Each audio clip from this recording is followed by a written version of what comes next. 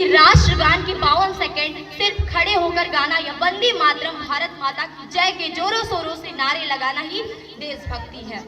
मैं नहीं मानती कि राष्ट्रगान के 52 सेकंड सिर्फ खड़े होकर गाना या वंदे मातरम भारत माता की जय के जोरों शोरों से नारे लगाना ही देशभक्ति है, क्योंकि महोदय ये वो सदी है जहां नीति, नियम और नैतिकता जैसे मूल्यों की धज्जियां उड़ाते लोग मुझे नजर आते हैं। ये वो सदी है जहां सत्य, अहिंसा, सादगी जैसे मूल्यों की भाव बेचते लोग मुझे नजर आते हैं। और महोदय ये वो सदी है जहां घर में दो सगे भाई भी शांति, अमन और चैन के साथ बड़ी मुश्किल से नजर आते हैं। और जिस देश के युवा फेसबुक, व्हाट्सएप और इंस्टाग्राम के जैसे सोशल नेटवर्क के साइट पर सेटिंग, चैटिंग, रेटिंग के माया जाल में फंसे नजर आते हैं।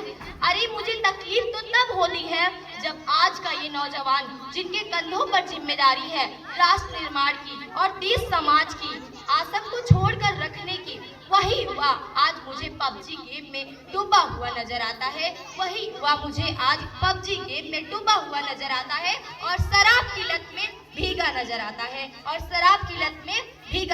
है तो मैं इन युवाओं को कहना चाहूंगी कि मोह निद्रा में सोने वाले लोग अभी भी वक्त है, तुम जाग जाओ। कि मोह निद्रा में सोने वाले लोग अभी भी वक्त है, तुम जाग जाओ।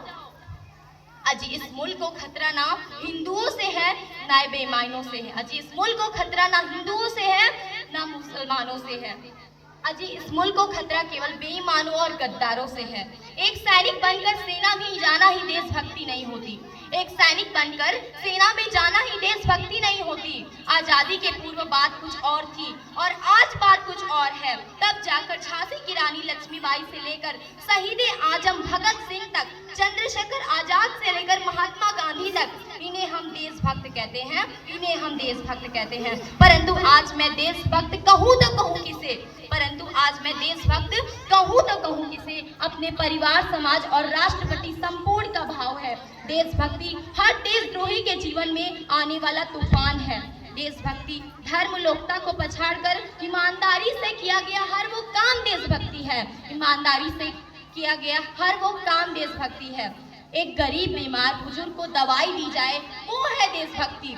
एक पत्रकार अपनी पत्रकारी को पूरी ईमानदारी से निभाए, वो है देशभक्ति। और एक शिक्षक पैसों के लिए नहीं, वरन जब विद्यार्थियों को आगे बढ़ाने के उद्देश्य से पढ़ाए, तो वो है देशभक्ति। और आज का ये नौजवान युवा इस वतन की खातिर दूसरों को मारने के लिए नहीं, पहले खुद मरने के लिए तैयार हो जाए, तो वो है देशभक्ति। तो मैं इन देशद्रोहियों को कहना चाहूंगी कि तुम क्या तस्वीर बदलोगे मेरे? हिंदुस्तान के चेहरों के जिक्र में माँ भारती बसती है। और अगर मैं यहाँ बात महिलाओं की करूँ तो महिलाओं को आज आरक्षित नहीं बल्कि सुरक्षित करने की जरूरत है। सुरक्षित करने की जरूरत है।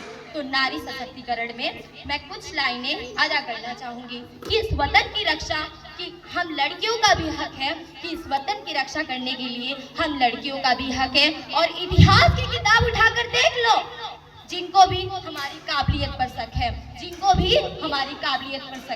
किसी के लिए खुशियां लेकर आई हूँ तो किसी के लिए काली बरसाई हूँ। मैं भी इस वक्त उनकी रक्षा के खातिर कंधे से कंधे मिलाने आई हूँ। और भारत माँ की बेटी हूँ मैं, तैयार हूँ सरहद पर जाने को और सीने पर गोली खाने को। और मैं भारत माँ की बेटी हूँ, तैयार हूँ सरहद पर जाने को और सीने पर गोली खाने को। और अगर मैं बात यहाँ राजनीति की करूँ तो मुझे राजनीति से कोई फर्क नहीं है। परंपरा है राजनीति करने की। राजनेताओं की नीति से चुना गया उम्मीदवार राजा नहीं,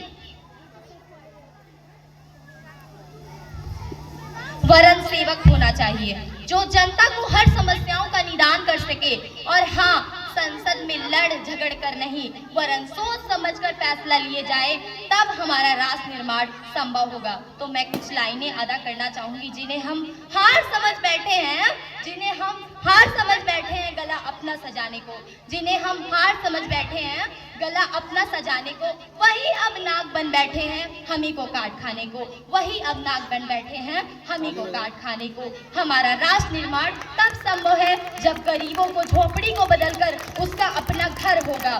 हमारा राष्ट्र निर्माण तब संभव होगा जब बंजर किसान के खेत में पानी पहुंचाया जाएगा। और अंत में किसी शायर की पंक्ति और तमन्ना के साथ अपनी वाणी को विराम देते हुए यह कहना चाहूंगी कि काश मेरी जिंदगी में शरद की कोई शाम आए, कि काश मेरी जिंदगी में शरद की कोई शाम आए, काश मेरी जिंदगी में शरद की कोई शाम आए, काश मेरी जिंदगी वतन मेरे वतन की कोई काम आए, काश मेरी जिंदगी मेरे वतन की कोई काम आए।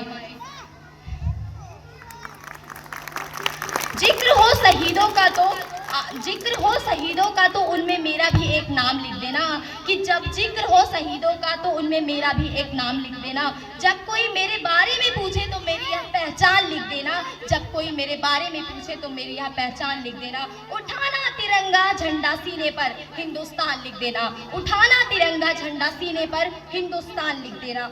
जब कोई पूछे यह थी कौन, क्रांतिकारियों की चली और इंकलाब का नाम लिख देना, क्रांतिकारियों की चली और इंकलाब का नाम लिख देना। और बचा हुआ जिस्म में लघु एक भी बूंद, बचा हुआ जिसमें लघु एक भी बूंद, उसे निकालना और माँ तुझे सलाम लिख देना, उसे निकालना और माँ तुझे सलाम लिख देना। Thank you. जय हिंद, जय भारत।